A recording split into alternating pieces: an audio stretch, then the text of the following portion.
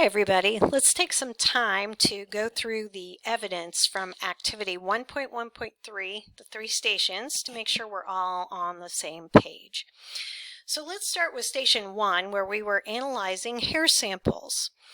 So down here at the bottom, if you can see my cursor, I'm circling the scene sample. Now, the crime scene sample looks like brown hair, kind of a cinnamony brown hair. That rules out Taylor Diaz and Freckles the dog because their hair was darker. That also rules out Sam Green with red hair, and Dominique Hall with blonde hair, and Dr. Elsie Opal's hair is gray. So that brings us to look at the next slide, which narrows it down more with the brown-haired folk. Okay, so to narrow it down, we can look at Eric Piedmont's hair here. There's some color variation, even some size variation. Over here's the crime scene sample, and here is Anna's. So when I first saw this, I was tempted to think this was, the hair from 2 people, because that one in the center is dark like Anna's hair. But when I zoomed in on Anna's, notice these dark lines that go right down the center of her, the shaft of her hair. That's not at all present in this scene sample. So I believe our conclusion then is that our hair belongs to Eric Piedmont. So now let's go to the next station to look at prints lifted from the scene. The handwritten note had a full fingerprint on it that was in the loop shape. And the glassware in the lab had a partial fingerprint with a whorl. So next we need to look at the fingerprints of the persons of interest to see if there are any loops and whorls. So if we look at Anna Garcia's, hers is pretty clearly a whorl, and I've already kind of written in a WH there. Sam Green has a loop. Oh, Sam's down here. Hang on, I want to mark Taylor Diaz's first. Taylor has a whorl also. Forget that I can't move the slide when I'm writing. Okay. So go back up to draw, hit select, and then I can move the slide. Epic fail.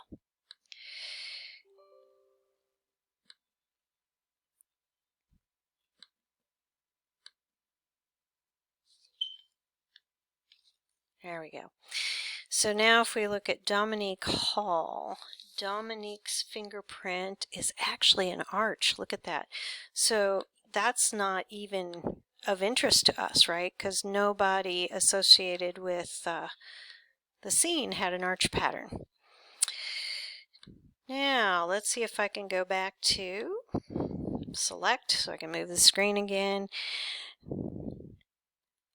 Eric Piedmont, Sam, and Elsie all have loop patterns. So all 3 of these folks have a loop. All right, so now that we know we're not interested in Dominique, let's focus on the loop pattern that was found on the handwritten note. So, since all these people have loops, how do we tell which one the fingerprint belongs to? Well, we use these smaller structures called minutiae. So hopefully you've seen some of these. Let me go back to select so we can zoom in on that fingerprint. Now I'm going to use my draw to grab a pen and look at some of these things. These are like forks down here that are pretty predominant.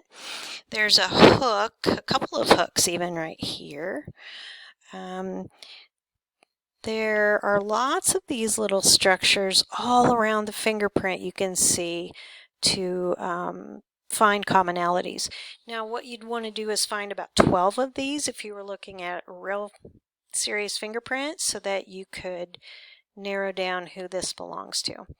But right now I'm going to have us focus on the hook and the 2 Y's, and we're going to move over here to Eric because Eric also has the 2 Y's, and and the little hook thing going on here. So then we can go check for those features on the other fingerprints. Sam Green has more of like some delta patterns down here. I don't see any of those minutiae that match. And Dr. Elsie made a fabulous fingerprint. Look at that. And again, she's got some unique features of her own down here, but they do not match at all what we're seeing in the print on the note. So let me go back to select. So once we've got that narrowed down, we're pretty much sure that this fingerprint is Eric Piedmont. But we have another print to be concerned with, the print on the glassware. It's only a partial print, so that's a little tough.